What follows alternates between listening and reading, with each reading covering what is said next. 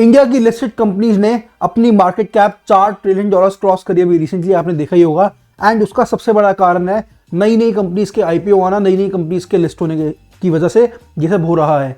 And जिस तरीके से भी आपने कुछ दिनों पहले देखा इतने आईपीओ आए थे, अभी भी मार्केट के अंदर कॉन्टिन्यूसली नए आईपीओ आने लग रहे हैं। एंड आज की वीडियो में हम डिस्कस करेंगे आइनॉक्स के आईपीओ के बारे में। अब जब मैंने देखा आइनॉक्स का आईपीओ, मुझे लगा वो जो थिएटर चेन है, लेकिन उसको तो पीवीआर ने खरीद लिया था, तो this is something else. And आज की वीडियो में हम डिस्कस करेंगे कंपनी क्या है, क्या करती है, किस तरीके से आईपीओ प्लान आउट है, एंड आपको उसके अंदर इन्वेस्ट करना चाहिए या नहीं करना चाहिए। ऑलराइट, तो आईपीओ का साइज है 1459 करोड़ एंड कंपनी इसके लिए कंप्लीटली ऑफर फॉर सेल निकाल रही है। आईपीओ ओपन होगा 14 दिसंबर को, क्लोज होगा 18 दिसंबर को। आईपीओ के शेयर्स की अलॉटमेंट होगी 19 दिसंबर को एंड इसके लिस्ट होने के चांसेस है 21 दिसंबर को। आईपीओ का प्राइस बैंड है 627 रुपीज से लेके 660 रुपीज पर शेयर तक।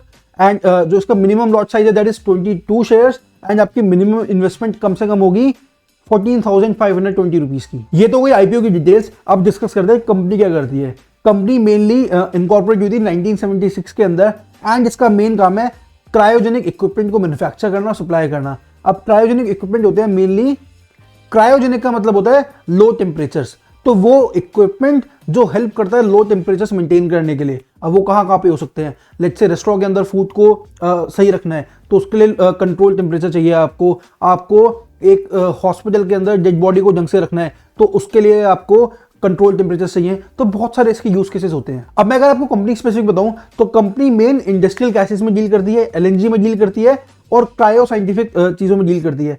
इंडस्ट्रियल गैसेस के अंदर कंपनी वो क्रायोजेनिक इक्विपमेंट्स बनाती है जिनसे हम इंडस्ट्रियल गैसेस को, चाहे वो ग्रीन हाइड्रोजन हो गई, चाहे वो ऑक्सीजन हो गई, उनको हम सप्लाई कर सके, स्टोर कर सके, ट्रांसपोर्ट कर सके। उसके अलावा कंपनी एलएनजी के अंदर भी ऑलमोस्ट सेम काम करती है। फिर कंपनी क्रायो साइंटिफिक में भी काम करती है कि इसके लिए साइंटिफिक और इंडस्ट्रियल रिसर्च कर पाए कि ओके इन सारी चीज़ों के जो इंडस्ट्रियल यूज केसेस होते हैं, जैसे मैंने बताया कि हॉस्पिटल में यूज केस है, रेस्टोरेंट में यूज केस है, ऐसे बहुत सारे यूज केस है।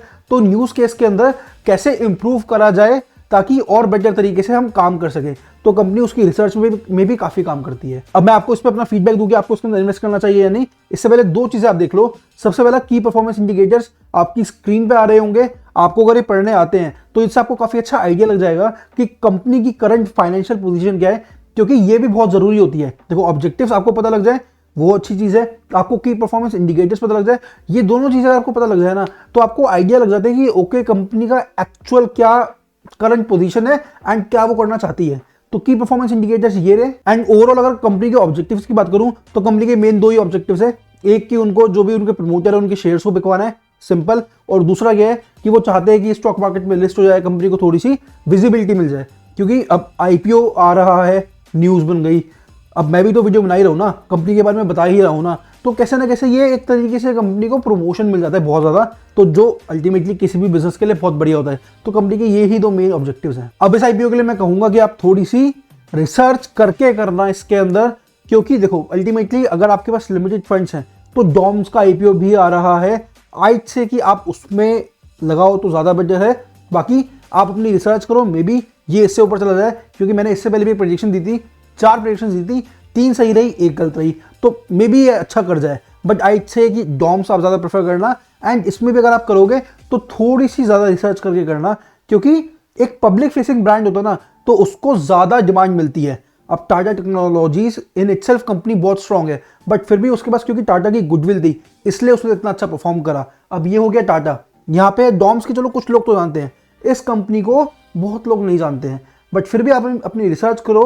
मेरा जितना था मैंने आपको बता दिया कि ओके कंपनी इस तरीके से काम कर रही है, ये कंपनी के मेट्रिक्स हैं। अब आपकी रिसर्च है, अगर आपको लगता है you should invest, otherwise I से कि आप मेरी आप डॉम्स वाली वीडियो भी देख लेना एंड वो देखकर अगर आपको समझ में आए तो you should invest in Doms IPO, अगर आपके पास लिमिटेड फंड्स हैं तो। Alright, so that's all for this video. I hope आपको एक आइडिया लग गया होगा इस आईपीओ के बारे में। कुछ भी आपके क्वेश्चन है आप नीचे कमेंट्स में पूछ सकते हैं। Thank you so much.